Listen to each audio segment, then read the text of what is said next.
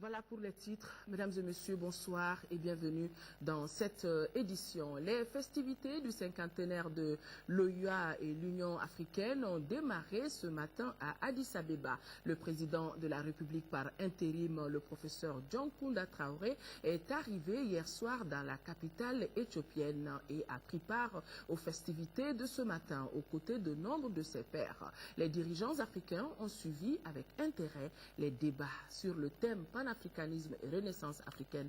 Tous sont unanimes qu'il faut s'engager à présent dans des actions concrètes en faveur du décollage du continent. Envoyés spéciaux à Addis Abeba, Aruna Diarra et Oumar Moussa Traoré. Les festivités du cinquantenaire de l'Organisation de l'Unité africaine et de l'Union africaine n'ont pas lésiné sur le faste et les grandeurs.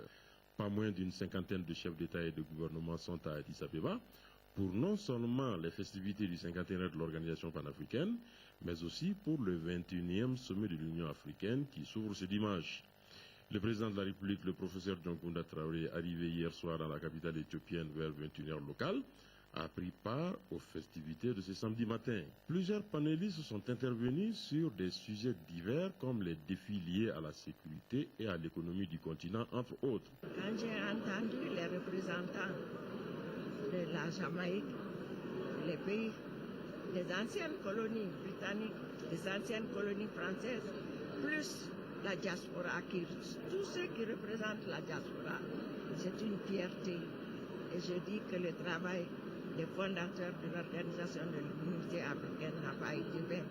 L'idée force qui ressort de ces interventions, c'est qu'après 50 ans d'indépendance du continent, le temps est maintenant venu de s'engager dans un panafricanisme des temps modernes. Concrètement, il faut s'attaquer aux vrais défis du continent qui sont liés à la sécurité et à l'économie, entre autres. Certains panélistes estiment qu'il faut sortir maintenant d'un panafricanisme lyrique pour s'engager véritablement vers la transformation du continent.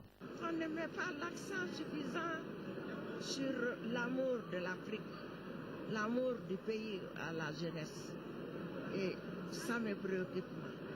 Parce que quand on n'a pas l'amour du pays, quand on ne croit pas en son pays, on ne peut pas le défendre. Si nous avions une armée africaine, la honte qui nous est tombée dessus par l'invasion du Mali, on l'aurait évité. Elle était là le 25 mai 1963, lorsque les fondateurs de l'OIA mettaient l'organisation panafricaine sur les fonds baptismaux. Les interventions ont été suivies avec intérêt par les chefs d'État, dont certains sont intervenus dans les discussions. Des animations culturelles et sportives étaient prévues dans l'après-midi. Le 21e sommet lui s'ouvre ce dimanche. Le dossier Mali sera certainement évoqué, ainsi que bien d'autres sujets relatifs aux crises du continent. Bamako n'est pas resté en marge de cette célébration. Une cérémonie de montée de couleur a eu lieu à la Tour de l'Afrique. Aujourd'hui, nous avons la preuve que la solidarité entre les peuples africains n'est pas un vain mot. Ces mots M-O-T-S, sont du Premier ministre Django Sissoko qui a présidé la cérémonie. Le chef du gouvernement en a profité pour saluer les pères fondateurs de l'Organisation de l'Unité africaine. Mamari Koné était présent à la Tour de l'Afrique. Voici son reportage. Mobilisation des grands jours ce 25 mai à la Tour de l'Afrique. La célébration de la journée de l'Afrique est un moment privilégié pour les autorités maliennes de rendre un hommage mérité aux pères fondateurs de cette organisation. Cette année, la célébration de la journée coïncide avec les 50 ans de l'Union. Après la revue des troupes et des communautés africaines au Mali, le Premier ministre a présidé la cérémonie de montée des couleurs. Une montée des couleurs sous les notes de l'hymne de l'Union africaine. En signe de solidarité et de compassion avec le peuple nigérien, le drapeau de ces pays a été mis en berne. Django Sissoko a ensuite allumé la torche, signe de la vitalité de l'Afrique, une flamme à entretenir. J'ai entendu tout à l'heure les jeunes dire quelque chose qui m'a beaucoup plu. Ils m'ont dit l'unité de l'Afrique, c'est un devoir de génération. Je me rappelle que en mai 1963, j'avais leur âge. J'étais au lycée et j'ai fêté la création de l'Organisation de l'Unité africaine. Et aujourd'hui, après la création de l'Union africaine, il y a 50 ans, il est bon que tous les peuples africains commémore de façon spécifique cet anniversaire. Et c'est peut-être l'occasion de saluer les pères fondateurs de l'organisation de l'unité africaine. C'était des visionnaires. Ils ont plaidé pour la libération totale du continent africain. Ils ont plaidé pour la paix, la sécurité et surtout le développement de l'Afrique. Cette année, la célébration de la Journée de l'Afrique intervient dans un contexte marqué par une crise sécuritaire et politique dans notre pays. Occasion pour le chef du gouvernement de remercier les pays qui ont apporté leur contribution à la résolution de cette crise.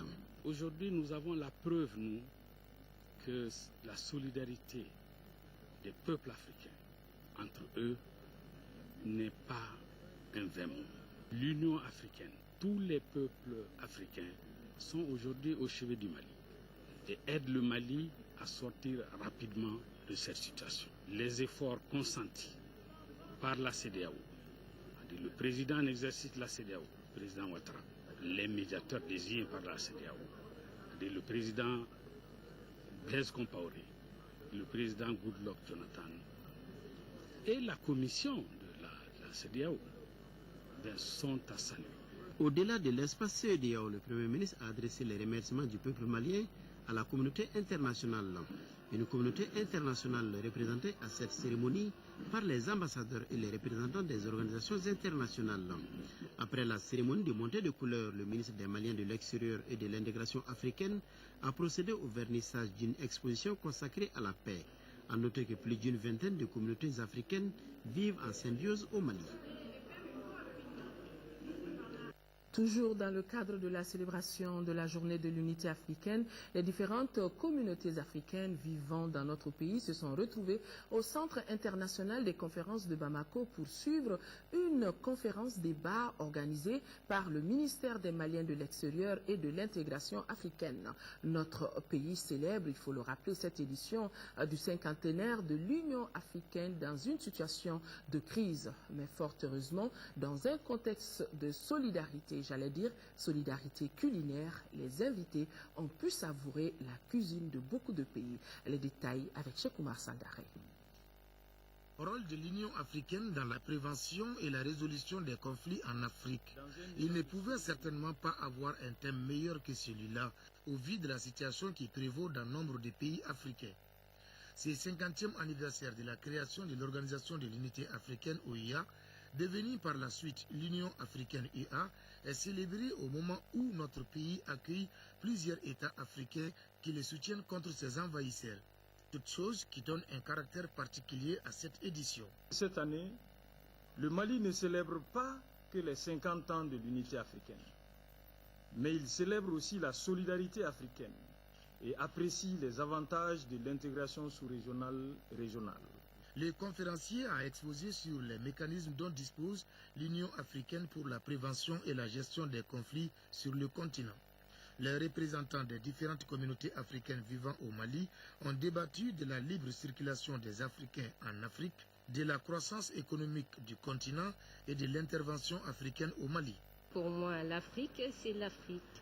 Le Tchad, le Mali, pour moi, c'est des pays frères, des pays africains. Et quand je vois mon gouvernement déployer les militaires tchadiens pour venir en aide aux pays frères maliens, j'en suis fière. Cette conférence débat entre dans le cadre de la semaine de l'intégration africaine. La rencontre a pris fin par une dégustation culinaire d'origine africaine. L'actualité sur un autre plan, une délégation d'universitaires chinois séjourne dans notre pays depuis hier. Objectif posé, les jalons d'une coopération entre l'Université des sciences techniques de Bamako et l'Université de Zhejiang en Chine. La délégation chinoise a eu une séance de travail avec le ministre en charge de l'enseignement supérieur et de la recherche scientifique. Compte rendu Nando Dambélé. Cette visite des responsables de l'université de Zhejiang en Chine dans notre pays s'inscrit dans le cadre de la coopération sino-malienne. Par elle, les universitaires chinois veulent prospecter des possibilités de coopération interuniversitaire avec le Mali dans plusieurs domaines. Nous attachons une grande importance la coopération de l'éducation dans notre pays. Alors, cette coopération remonte depuis longtemps. Et maintenant, avec une nouvelle situation, nous pensons qu'il faut concrétiser et approfondir cette coopération. La séance de travail entre les deux groupes d'universitaires a permis de faire le point de la prospection, une démarche que les responsables de l'enseignement supérieur et de la recherche scientifique apprécient à sa juste valeur. Nous fondons beaucoup d'espoir sur cette coopération qui va certainement permettre d'impulser la recherche, l'enseignement, les échanges interuniversitaires qui vont se traduire par des échanges d'enseignants, d'étudiants et également peut-être même de produits. La délégation chinoise a visité quelques-uns des nombreux laboratoires et pôles de recherche de renommée internationale de l'Université des sciences, des techniques et des technologies de Bamako. Le ministre de l'Agriculture, accompagné du président directeur général de la CMDT, a entamé hier une visite dans les zones CMDT de la 3e et 4e région, des 3e et 4e régions. La tournée a pour but d'échanger avec les producteurs sur les problèmes de la campagne écoulée et par la même occasion donner les orientations de la nouvelle. Sur les prévisions de 522 000 tonnes de coton, Baba Berté a rassuré de l'accompagnement du gouvernement par le maintien de subventions dans l'achat d'engrais. De Katela, dans la région de Sikasso, nos envoyés spéciaux Modibo Mariko et Sidi Modibo Dambélé. Filiale sud de la zone CMDT, zone pilote à tout égard, la filiale dispose de 11 secteurs, 6 usines d'égrenage de coton, 348 travailleurs permanents et 1193 saisonniers. Des travailleurs qui ont produit pour la campagne écoulée 175 655 tonnes et en recevant les ministres de l'Agriculture, la filiale a dévoilé ses ambitions pour la campagne à venir. Pas moins de 202 000 tonnes de coton attendues. Sur les 5 campagnes à venir, nous voulons mettre le Mali à 800 000 tonnes de coton en graines et 3 millions de tonnes de céréales. La première campagne de ce programme stratégique est bien sûr la campagne 2013-2014. Je pense que toutes les dispositions sont prises au plan de la production agricole et les objectifs sont fixés à 522 000 tonnes, voire 550 000 tonnes, objectif de fond pour nous et pour les céréales 2 millions de tonnes. Des objectifs ambitieux pour l'atteinte desquels toutes les dispositions sont prises. Déjà pour cette année, intrants et semences sont tous sur place. Une bonne nouvelle en cachant une autre, le prix du coton première qualité est fixé à 250 francs le kilo. Le ministre a ainsi recensé tous les problèmes menant sans avertir sur une pratique qui a porté préjudice à la campagne écoulée. Pour la campagne, l'État a budgétisé pour la subvention en intrants 35 milliards de francs CFA. De plus en plus, il y a des rumeurs qui nous viennent et qui nous arrivent faisant état de spéculation ou de malversation autour des intrants. C'est une situation qui n'est pas acceptable. Tout agent, que tout opérateur économique qui sera pris en train de faire des malversations sur les engrais s'exposeront aux sanctions de la loi. À côté de ces problèmes connus, viennent se greffer d'autres nouveaux, notamment la fuite des bras valides vers les sites d'orpaillage. Le président de l'Union nationale des sociétés de producteurs de coton, Bakary Togola, n'est pas allé par le dos de la cuillère. Il a préconisé la fermeture totale de tous les sites d'orpaillage en attendant la fin de la campagne. La réponse séance tenant des autorités locales est tombée. Fermeture de tous les sites le 31 mai et rouverture le 31 octobre. Mot de politique dans ce journal, la liste des partis politiques s'allonge. L'ancien ministre de la Santé, Oumar Ibrahim Touré, vient de créer l'Alliance pour la République APR. La nouvelle formation politique, comme tout autre parti, est créée pour conquérir et exercer le pouvoir. L'APR entend œuvrer pour le renouveau de la classe politique malienne et défendre la forme républicaine de l'État. Compte rendu signé, Bourama Traoré. Le paysage politique malien s'enrichit d'un nouveau parti. Ce dernier est dénommé Alliance pour la République APR. Et c'est en grande pompe que la formation politique a été portée sur les fonds baptismaux. L'ancien ministre de la Santé, Oumar Ibrahim Touré, en est son président, lequel justifie ici la création de l'Alliance pour la République.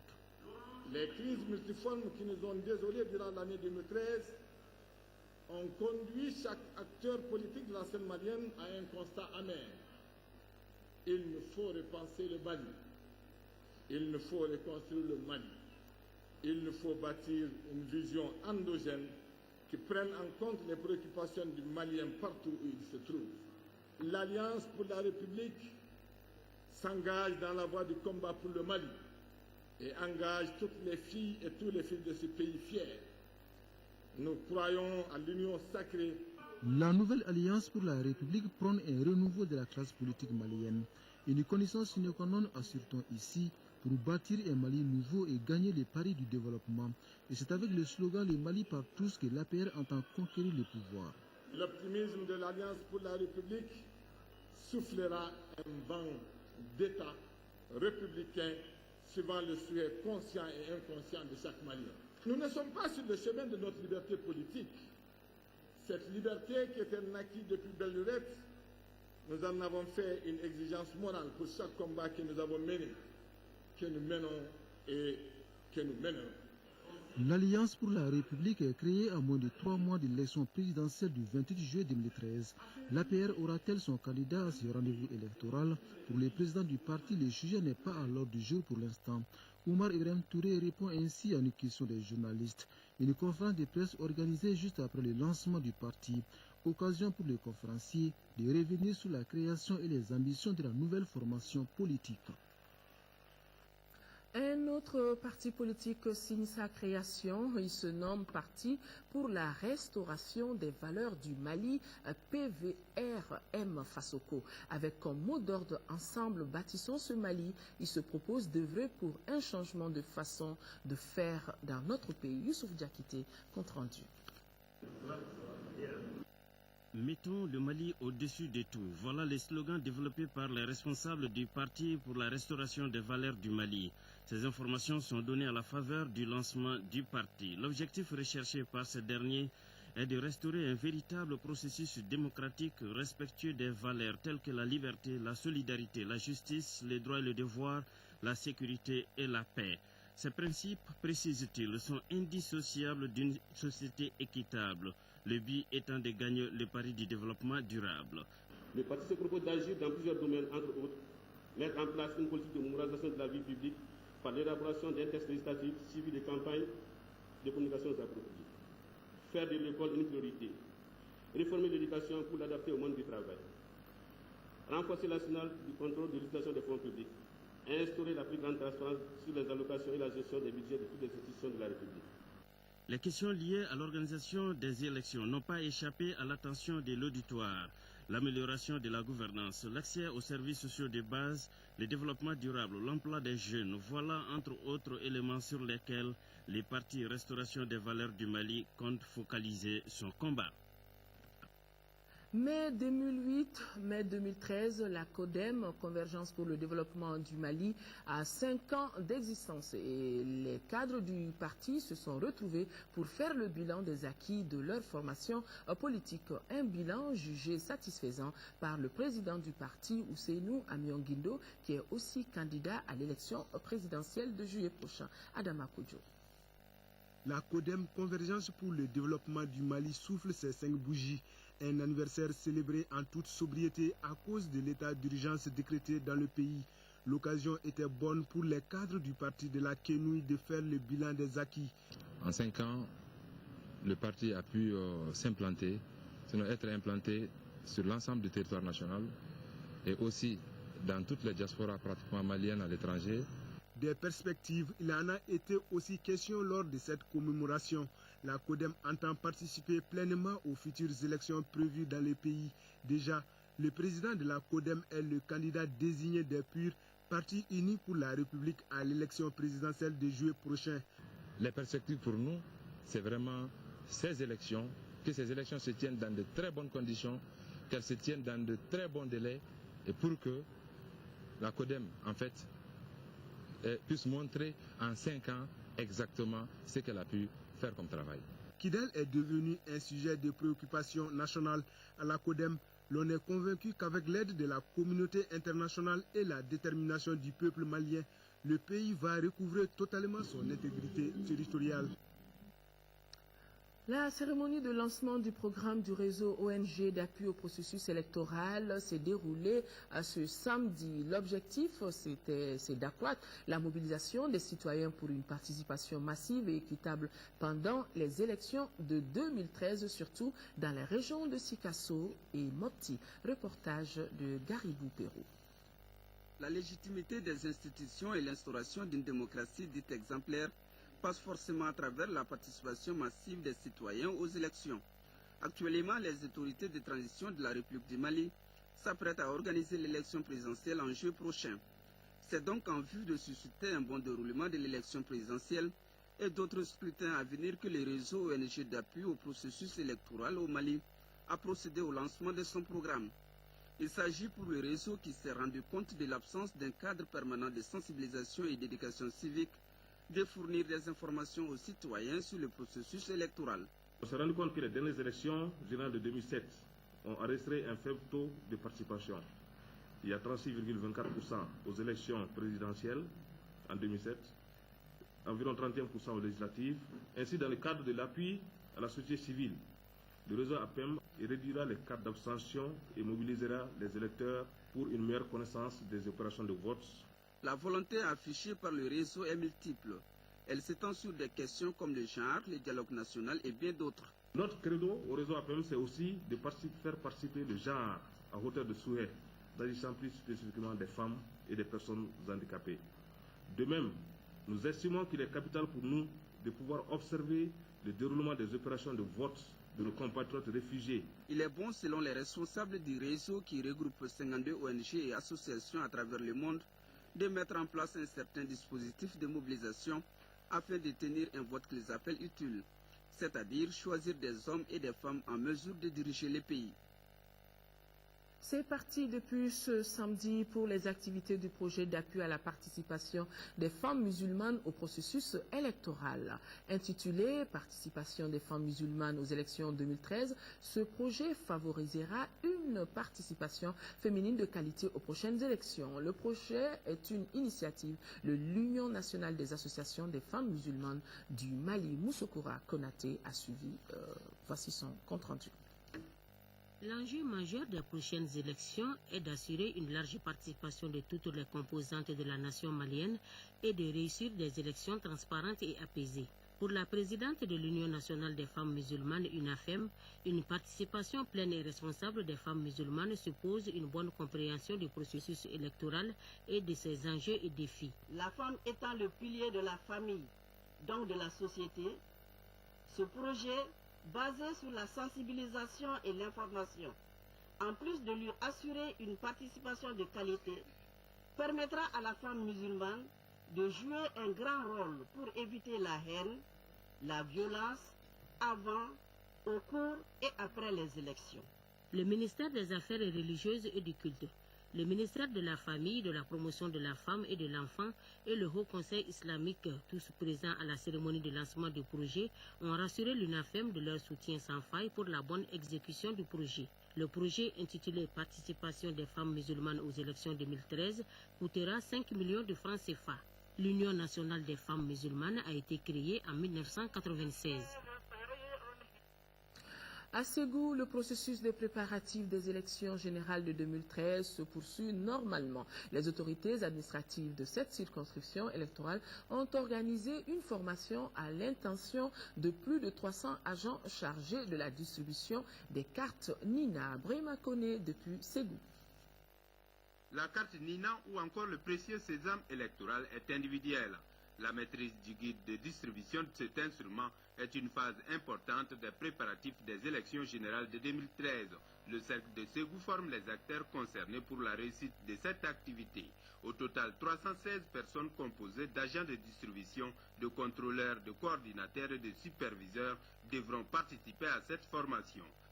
L'introduction des cartes Nina dans le processus électoral cette année commencera par l'opération de remise des remises physiques et individuelles par des équipes dénommées équipes de remise des cartes Nina et d'appui aux commissions administratives d'établissement des listes électorales biométriques, objet donc de la présente formation qui se fera sur le guide des remises des cartes Nina.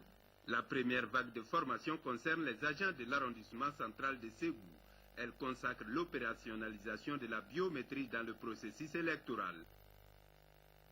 Le comité de plaidoyer de la société civile a organisé une conférence de presse sur la loi électorale. Constitué d'une quinzaine de structures, le comité de plaidoyer de la société civile a pour mission de regrouper les femmes du Mali autour des questions importantes, notamment la bonne gouvernance, le genre, le développement humain, entre autres. Garibou Pérou a suivi.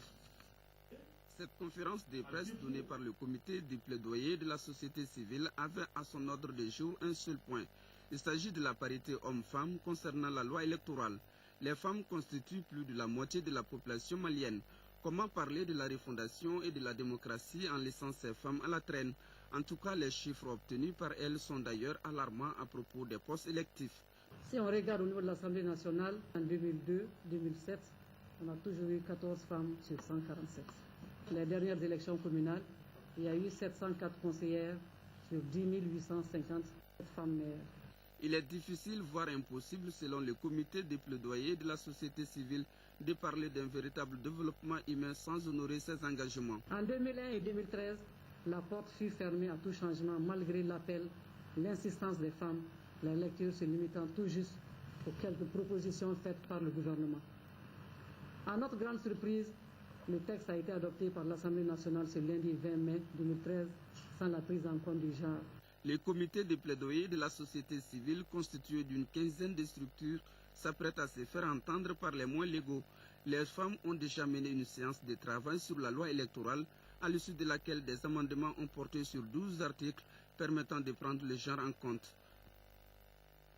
Le Conseil national de la société civile soutient toute initiative de dialogue intercommunautaire respectant les droits humains. Le Conseil vient de rejeter l'idée engageant notre pays, des négociations de notre pays avec des groupes armés ou des personnes sous mandat d'arrêt. La déclaration a été faite cet après-midi au cours d'une conférence de presse organisée par le Conseil. C'était au Centre international des conférences de Bamako. Un extrait de cette déclaration lu par le président du Conseil national de la société civile, des propos qui nous ont été recueillis par Agali Aguissa.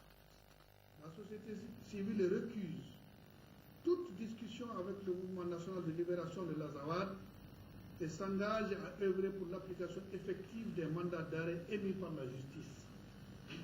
La société civile salue la mise en place de la commission dialogue et réconciliation. La société civile ne saurait adhérer à aucune initiative de négociation entre le gouvernement de la République du Mali et un groupe armé ou toute personne faisant l'objet de mandat d'arrêt. La société civile s'interroge sur l'opportunité et la pertinence de cette étape d'un dialogue avec un groupe n'ayant pas encore déposé les armes. La société civile soutient toute initiative de dialogue inter- et intracommunautaire dans le respect des droits humains et des libertés. La société civile souhaite une harmonie et une complémentarité agissante entre les points de vue du président de la République par intérim, du gouvernement, de l'Assemblée nationale et des forces vives de la nation sur les solutions d'intérêt national de sortie de crise pour le renouveau du Mali.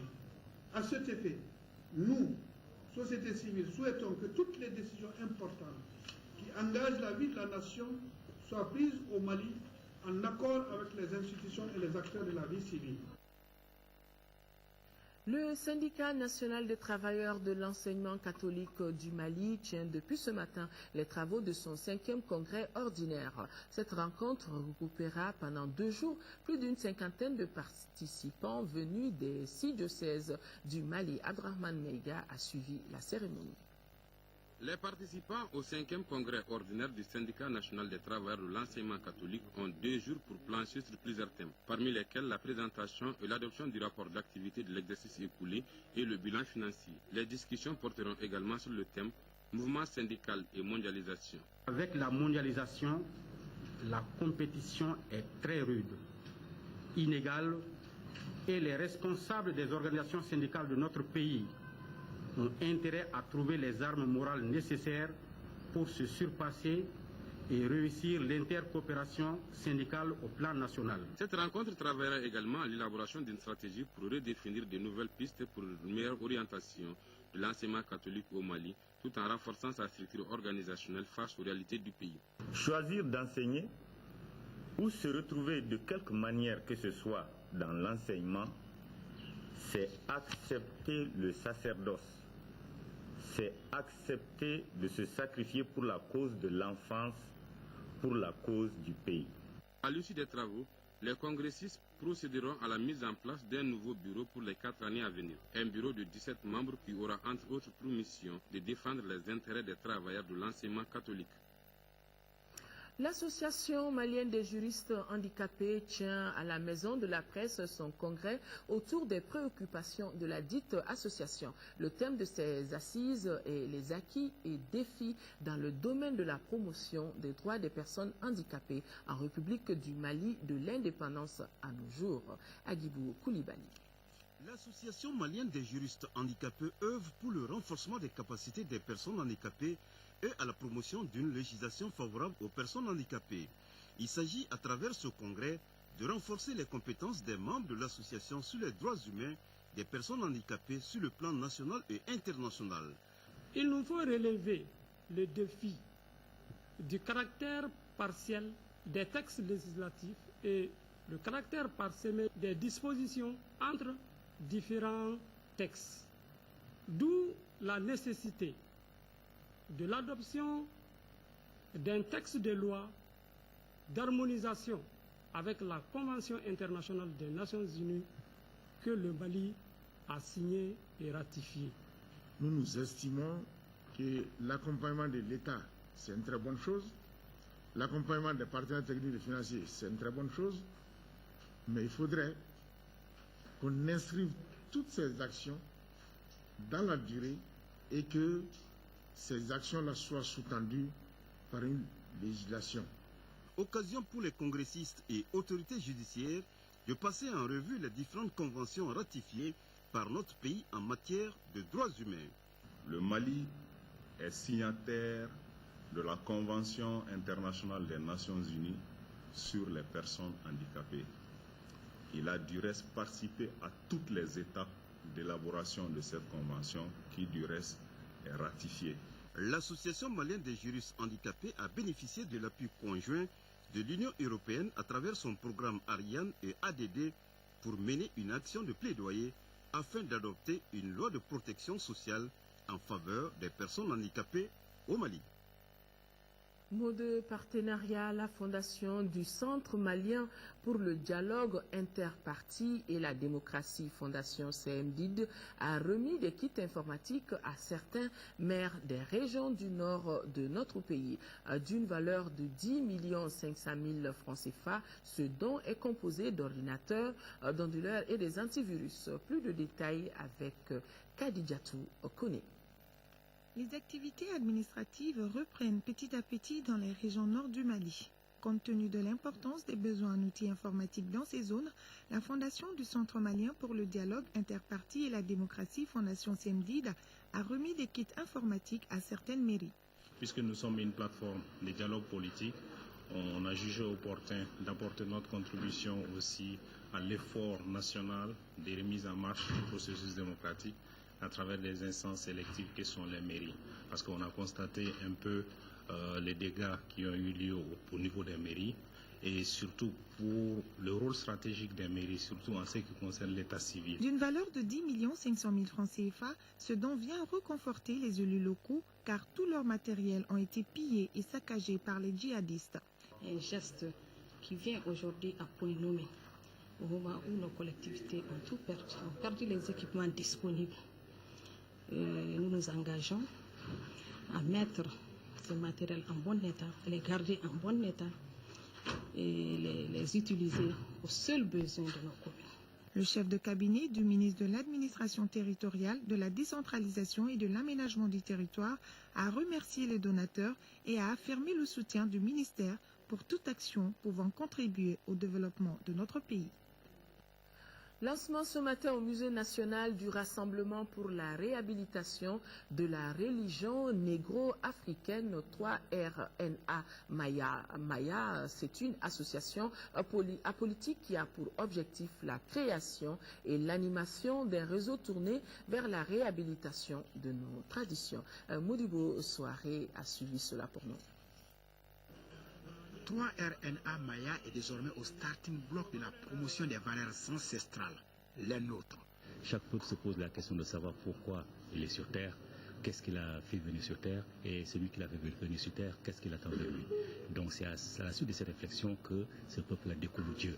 Il découvre Dieu, donc il découvre aussi éventuellement ce qu'il pense que Dieu attend de lui. L'association Rassemblement pour la réhabilitation de la religion négro-africaine est ouverte à toute personne animée du désir de réhabiliter la tradition ancestrale africaine au Mali ou à l'extérieur.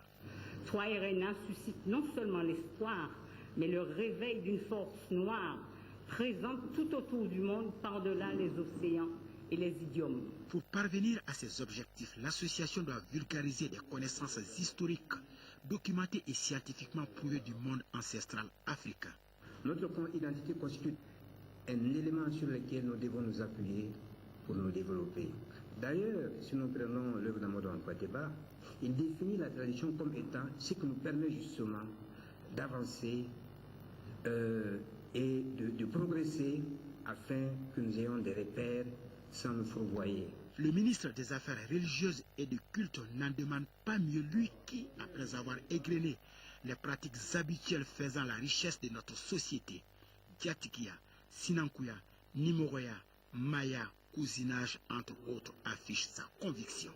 Que le département ministériel que j'ai la chance de diriger par la grâce de Dieu, le Tout-Puissant, reconnaît votre association comme partenaire en plus du Haut Conseil islamique du Mali, la conférence épiscopale, la GMPM, qui coexistent dans un climat de respect mutuel. 3RNA Maya est donc une association apolitique créée le 9 mars 2013 à Bamako. Voilà, je vous le disais dans les titres, l'Afrique est en fête ce samedi 25 mai et en marge de la célébration donc de cette journée, le ministère des Maliens de l'extérieur et de l'intégration africaine a organisé un match de gala entre l'USFAS et la MISMA. L'événement avait pour cadre le stade Modibo Keïta. Siragatou Sissé pour les détails. Jour de fête en ce 25 mai 2013. Pour commémorer le 50e anniversaire de l'Organisation de l'Unité africaine, le ministère des Maliens de l'extérieur et de l'intégration africaine a organisé cette journée pleine de symboles et de souvenirs. En colorant les festivités, un match de football a opposé l'USFAS ici en jaune et la MISMA, Mission internationale de soutien au Mali, placée sous le signe de la paix et de la réconciliation.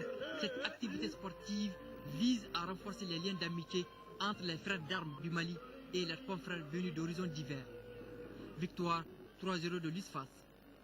Actualité oblige, cet événement, au-delà du caractère sportif, a tout son sens. Je pense que l'unité entre l'armée malienne et les forces armées africaines ont voulu démontrer qu'une fois qu'elles sont unies, elles peuvent faire beaucoup de choses et surtout vaincre le terrorisme. Et c'est tout ce qu'on a cherché à démontrer par ce match symbolique. Nous avons la chance ici au Mali d'avoir plusieurs pays africains représentés ici.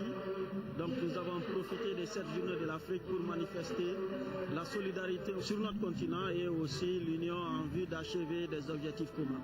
En levée de rideau, l'équipe du gouvernement ici en jaune était face au corps diplomatique accrédité au Mali. Un score d'un but partout a sanctionné le match. Le Mali a donc célébré la journée de l'Afrique dans un contexte particulier. Nos ministres bien en sueur, on aura remarqué beaucoup de sueur chez le ministre de la Communication, porte-parole du gouvernement, Manga Dambélé. L'événement sportif de ce soir, c'était la finale de la Ligue européenne des champions Liga. Vous le savez, la partie a été remportée par le Bayern de Munich qui s'est imposé 2-1 face à Dortmund. Finale que vous avez pu suivre en direct sur les antennes de l'ERTM. Voilà, mesdames et messieurs, c'est donc tout pour ce journal, l'unique de la soirée. Merci de l'avoir suivi. Demain 13h, vous serez avec Aïssata Ibrahima Meiga. Et quant à moi, je me ferai le plaisir d'être là pour d'autres informations. D'ici là, l'information continue sur notre site www.ortm.ml. Bonsoir et bon week-end.